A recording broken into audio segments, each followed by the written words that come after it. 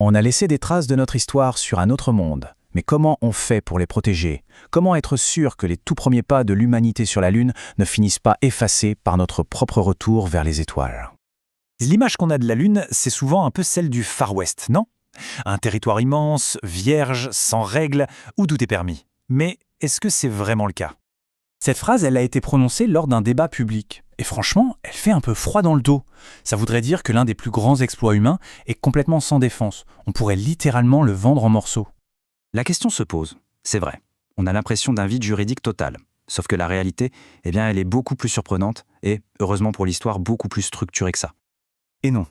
Parce que, figurez-vous que le droit de l'espace, ce n'est pas du tout de la science-fiction. C'est un domaine juridique qui existe bel et bien, avec ses traités, ses experts et ses règles. Et attention, ce n'est pas un truc qui date d'hier. Les bases ont été posées dès 1967, bien avant qu'on parle de tourisme lunaire. Aujourd'hui, il y a des juristes spécialisés qui travaillent partout, que ce soit à la NASA, chez SpaceX ou même à l'ONU, pour essayer de mettre de l'ordre dans tout ça.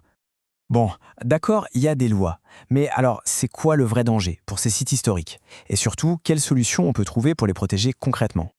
Regardez-moi ça, c'est la base de la tranquillité, le site d'Apollo 11. Ça a l'air paisible, silencieux, figé pour l'éternité. Mais en réalité, c'est d'une fragilité incroyable. Le premier réflexe, c'est de se dire que le danger, ce sont les humains. Des touristes, du vandalisme, ce genre de choses. Mais en fait, pas du tout. Le vrai danger est bien plus impersonnel et bien plus puissant. Voilà. Le vrai, le plus grand péril, c'est tout simplement le souffle des moteurs de fusée quand un nouvel engin se posera à proximité. Une menace invisible, mais au potentiel dévastateur. Alors, comment ça marche? C'est assez simple à comprendre en fait. Sur la Lune, il n'y a pas d'atmosphère pour ralentir les choses.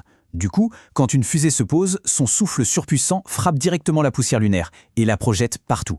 Ça crée une sorte de tempête, ce que les experts appellent une sableuse céleste, qui balaie absolument tout sur son passage.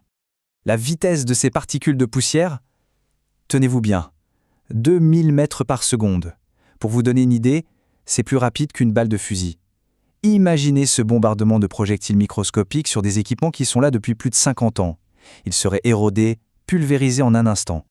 Du coup, la solution proposée par la NASA, c'est quoi?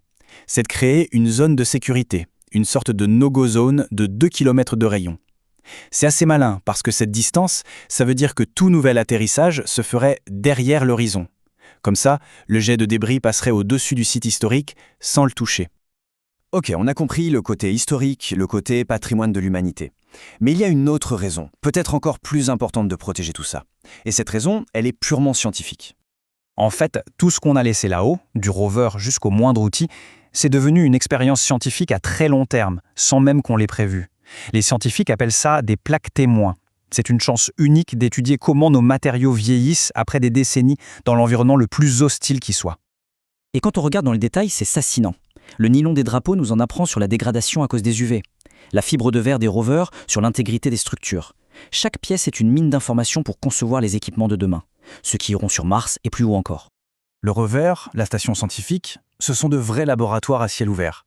Les endommager, ce serait un peu comme arracher les pages d'une expérience qui dure depuis un demi-siècle. Une perte de données tout simplement irréparable. Alors, pourquoi on parle de tout ça maintenant avec autant d'urgence? Eh bien, tout simplement parce qu'on est en plein dans une nouvelle course à l'espace. Ce n'est plus seulement une affaire entre deux superpuissances. Aujourd'hui, on a beaucoup plus de pays qui ont des programmes spatiaux. On a des entreprises privées comme SpaceX qui sont dans la course. Et surtout, il y a de vrais projets d'exploitation des ressources comme la glace d'eau. Ajoutez à ça les missions Artemis. Bref, il va y avoir du monde sur la Lune. Et tout ce monde, ça crée une tension juridique. On a deux visions qui s'opposent. D'un côté, un vieil accord de 1979 qui dit que la Lune est un patrimoine commun de l'humanité. De l'autre, les nouveaux accords Artemis poussés par les États-Unis qui disent que oui, on ne peut pas posséder un territoire, mais qu'on peut extraire et utiliser ses ressources. Ce sont vraiment deux philosophies complètement différentes. Et tout ça, ça nous amène à la question de fond, celle qui est derrière tous ces débats sur la préservation, l'exploitation et l'exploration. Le texte de base, le pilier du droit de l'espace, c'est le traité de 1967. Et il est super clair là-dessus. Personne ne peut s'approprier la Lune.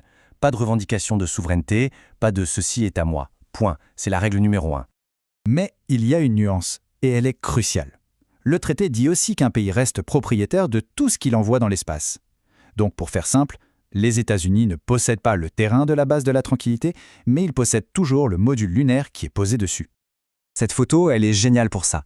Ce sont les astronautes Apollo 12 qui rendent visite à la sonde Surveyor 3, une machine américaine qui était arrivée là avant eux. Ça illustre parfaitement cette idée. On ne possède pas le lieu, mais on est responsable de nos affaires. Et c'est bien cette notion de responsabilité qui est au centre de toute cette histoire de préservation. La grande question au final, c'est celle-là.